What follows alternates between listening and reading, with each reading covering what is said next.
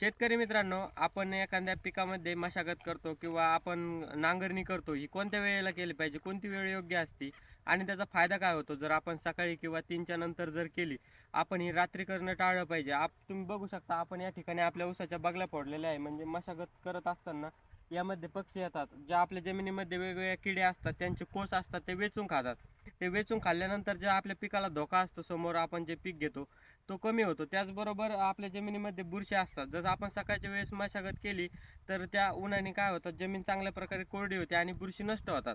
त्यामुळे आपण जी मशागत करतो, एक शक्यतो ती संध्याकाळी रात्री नाही केली पाहिजे. आपण 4च्या दुपारच्या नंतर 3च्या नंतर केली पाहिजे किंवा सकाळच्या वेळेस केली पाहिजे. याने आपल्याला चांगल्या प्रकारे जो पिकाला धोका असतो तो कमी होतो.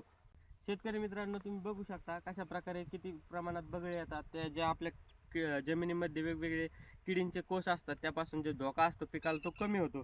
त्याचबरोबर आपली जमीन दिवसभर चांगल्या प्रकारे उन्हामध्ये जर वाळली किंवा चांगली माती कोरडी झाल्यानंतर जी पाणी घेण्याची क्षमता असते जमिनीची, ती चांगल्या प्रकारे वाढते.